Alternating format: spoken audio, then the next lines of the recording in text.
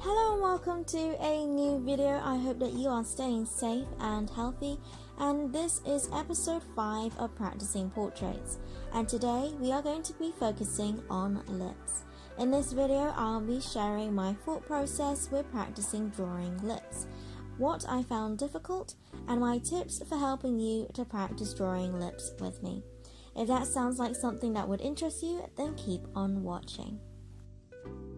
So if you've been following this playlist series of practicing portraits, I start by making notes on 2 videos I've plucked to give me some guidance to practicing on the topic of the video, just so that I'm not going into this blindly, and normally this helps, but for some reason, although the videos I made notes on were talking about anatomy and basic steps, practicing for myself was still overwhelming, and I still didn't feel like I had enough direction when it came to drawing lips.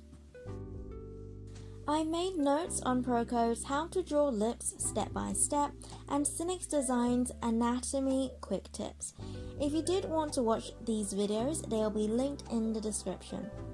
I have no doubt that these are great videos, but since I'm learning how to draw lips from scratch, I was a little lost watching these videos, especially with Cynic's video where he goes into the anatomy so you can draw your own lips.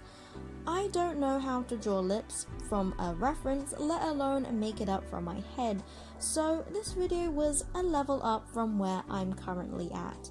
So that's just where I'm at. If you know of beginner videos that you'd want me to use so we can learn together from, please comment it down below. It helped not only me, but I'm sure others who just so happen to bump into this video too.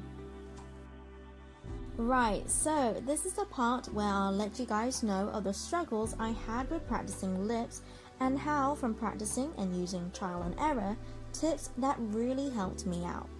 The main struggles I had was seeing all the texture that lips have, and how to show the creases in the lips without making it look crusty or wrinkly or just over the top confusing. The second thing was, because of the added texture, figuring out how to work around these seemingly out of place shadows that, to me, I had no idea why they were there. Okay, so let's get into the tips. So I will tell you step by step how to draw lips, at least what helped me as a beginner to draw them. Step 1. Start with the center line in between the 2 lips. You can make a simple curve to mark out the width of the lips, or you can go straight into drawing out this center line. Pay attention to the ups and downs of this center line, especially at the corners of the mouth, as this will determine whether it'll be frowning, resting, smiling, and so forth. Step 2.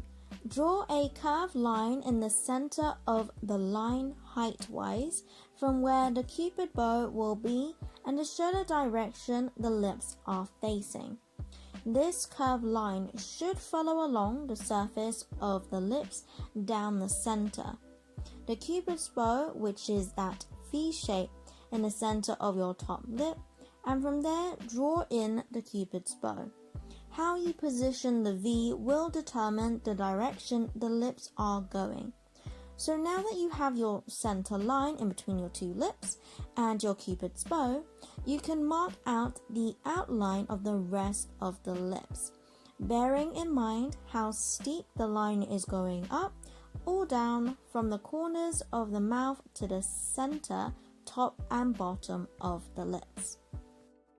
Step 3. So this I didn't do in the beginning of my practice, and this is to break down the basic shadows that bring out the round form of the lips. So you want to imagine each lip as a cylindrical form that are pinched at the corners of your mouth, and of course curve with the natural curve of your face. So you want to shade in these shadows to bring out this rounded form. Forget the weird added textures or shadows on the lips. Just focus on the shadows to make the lips round like cylindrical forms first. If we are seeing the lips as cylinders, then that means that the shadows at the center line in between the 2 lips will most likely be the darkest. So, for more guidance, because the lips curve outwards, the middle of each of the lips where it's more plump will be further out and be the lightest because no matter where the light source is, light is able to bounce off easily as it's protruding out. However, where the lips are curving away from the light, it will be in the shadows, and this will be more so with the center line in between the two lips and the top and bottom of the lips, as it follows that cylindrical form and will curve closer to the face. Making sure that you have the center of each of the lips lighter, and then having the shadows where the lips are curving inwards towards the face will give the lips its cylindrical form. Then the other thing to also bear in mind is where the light source is coming from. The shadows will appear where the light cannot reach, and if the light is closer to the lips, then the shadows will be darker. So look closely at how the light source will affect your shadows whilst making sure the shadows show the cylindrical form of the lips. Step 4. Fine-tune your shadows and adding texture. So looking at your reference and your drawing, make sure that your lights and shadows are clearly separate. Fine-tune the shadows so that you can see in your reference photo and make small adjustments of the different dips and curves that the lips in your photo has. Make sure that your shadows are dark, as this will make your lips have contrast and are more dynamic. Then, once the basic form of the lips is there and the shadows make sense with the light source, then you can add more detail and texture. With the texture, there are of course all these fine creases or lines across the lips. Make sure that when drawing these lines, keep them thin and soft to start with and only gradually making them darker. You only want to hint these lines while still making them noticeable, because making them too dark makes the lips overly textured and like a barcode, which generally may not be the look you are going for. Also try to have the lines slightly different tones and thicknesses, as each crease is not perfectly the same, so your lines should have some variation. When drawing in these lines, make sure they curve with the cylindrical form of the lips, not straight vertical lines, as this will make the lips look unnatural. The curved creases should follow the curve of the lips to give its three-dimensional form. Step 5. Finishing touches and practice. So this step is exactly what it suggests. Look at your reference photo. Is it as close of a representation that you're happy with it? Is there a few other details that you might have missed that you want to add?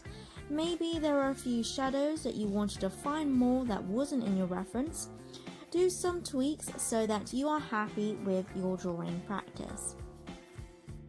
But don't get too hooked up on trying to make it perfect or exactly like the reference photo, just enough that it's getting to how you want it to look and pleased with it, or at least getting there. Then practice it a lot more times. Practicing more will help you get used to the steps on how to draw lips and figure out for yourself what works for you and what doesn't, and you're one step closer to getting more confident with drawing lips. And that concludes this video with the 5 basic tips that helped break down for me as a beginner to draw lips that I hoped helped you too. Thank you so much for watching this video and being on this journey with me to improving drawing portraits, as well as giving my own tips to help you guys. Don't forget to subscribe so that you can watch further videos all about portrait drawing, as well as how to paint with watercolors. And as always, God bless, and I'll see you later.